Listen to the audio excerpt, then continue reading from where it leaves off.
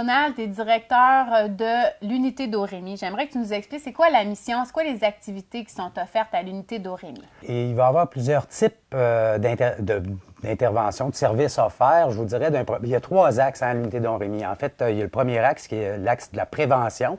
Donc, à ce moment-là, on va aller, exemple, dans des milieux scolaires, dans des écoles, pour exposer un peu c'est quoi ce phénomène-là qu'on appelle drogue et santé mentale et autres problématiques rattachées à ça. L'autre axe, c'est l'intervention directe auprès des personnes. Là-dessus, on va parler de réadaptation, tout le champ de la réadaptation. Fait qu'à ce moment-là, on va rencontrer des personnes qui vont avoir des problématiques de consommation à des niveaux de sévérité différents et avec des niveaux de complexité. Quand je disais santé mentale et dépendance, ça peut être aussi prostitution et dépendance, ça peut être toutes ces choses-là qui vont être rattachées ensemble. Nous, on va évaluer à ce moment-là, puis on va intervenir sur une base soins individuelle. Ça va être en couple, en famille, auprès des familles aussi.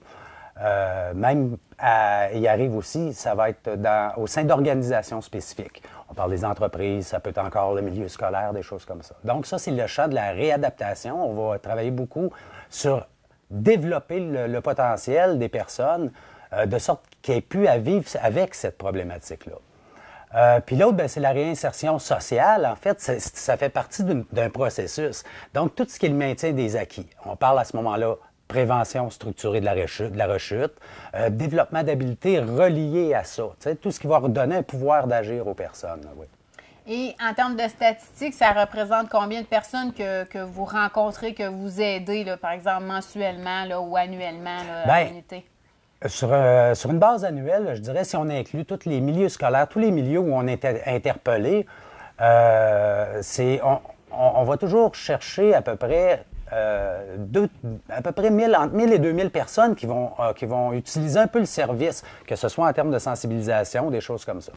Ce que ça va ramener, c'est des personnes qui ont des problématiques aussi. Eux autres, là, du fait que c'est beaucoup plus spécifique, là, on dit, cette personne-là a des problématiques. Là, on touche tout le temps entre 100 et 150 personnes sur une base de suivi individuel à ce moment-là. Est-ce que vous fonctionnez par référence? Est-ce que c'est comment ça fonctionne exactement? Il y a deux mécanismes, je dirais. Nous autres, il y a un principe assez simple là-dedans, c'est avoir le meilleur service possible, gratuitement, puis dans un délai rapide. Hein? Quelqu'un souffre, il veut cesser de souffrir à un moment donné. Fait qu'à ce moment-là, il y a des organismes qui vont nous référer à l'unité d'Orémie. À ce moment-là, ça va être sous forme de mécanismes de référence. Médecins, psychiatrie, travail social, ils vont nous référer à ce moment-là, tant dans le réseau de la santé et services sociaux que nos partenaires du communautaire. L'autre porte, c'est l'appel, simplement, qui va arriver où la personne nous retrace, ont entendu parler de nous, puis eux autres disent, OK, j'aurais besoin d'un suivi. On va exposer tout de suite, il va y avoir déjà une première démarche d'évaluation qui va être faite. Puis, il y a un autre phénomène qui s'appelle le phénomène de radio-trottoir. L'unité d'Orémie, ça va faire son 50e anniversaire cette année. Puis à ce moment-là, c'est clair que c'est connu. On ne fait pas trop de pub. Pourquoi? Parce qu'on mise sur le fait, justement, il y a une radio-trottoir qui se promène en ville. Fait qu'il y a beaucoup de références qui se font par personne, à travers les personnes, donc de la communauté. Du bouche à oreille. Bouche à oreille, beaucoup absolument. de gens qui viennent frapper à votre porte.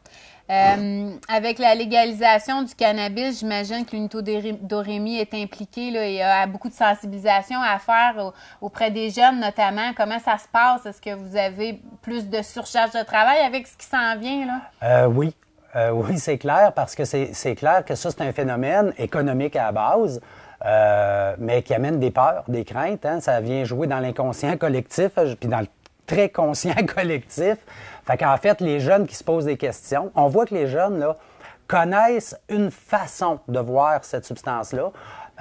Est-ce qu'elle est vraie? Est-ce qu'elle est adéquate? Est-ce que c'est une bonne vision de voir la chose? C'est ce qu'on va voir à ce moment-là avec eux. D'autre part, une clientèle qui s'appelle les parents. Dans l'espace familial, ça a beaucoup de répercussions, ça, ce phénomène-là. Ils se demandent, donc, ils ne sont pas outillés forcément pour dire « Hey, je fais quoi avec mon jeune s'il est pour consommer? Qu'est-ce que je lui dis? » Puis tout ça. Fait que c'est clair, ça crée un peu des peurs, des craintes, des angoisses. On entend beaucoup parler, par exemple, de cannabis et schizophrénie. C'est-tu vrai? Jusqu'à quel point? Toutes ces choses-là, là, fait que nous, on travaille beaucoup à essayer de démystifier des trucs, puis à dire, OK, voici quels outils concrètement est-ce qu'on peut vous offrir. Là. Centraide donne un coup de main à l'unité d'Oremy financièrement. Donc, à quoi servent les dons qui sont faits et qu'on leur remet à l'unité? L'aide financière qui vient de Centraide est intéressante. Pourquoi? Plus souvent qu'autrement, on aurait fermé. L'organisme aurait fermé.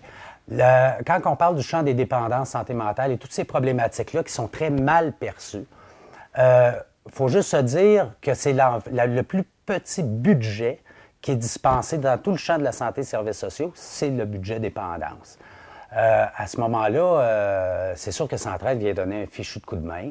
Dans la continuité de ça, à l'unité, on veut toujours offrir la qualité de service qu'on va retrouver dans le privé. Mais pour ça, c'est sûr que ça prend du financement. Mais on garde toujours en tête que Centraide devient un partenaire dans une qualité de service qui est l'équivalent du privé et justement pour des personnes qui n'ont pas forcément le financement ou l'argent, les sous, pour pouvoir se faire aider. Merci. Bien, merci, Donald.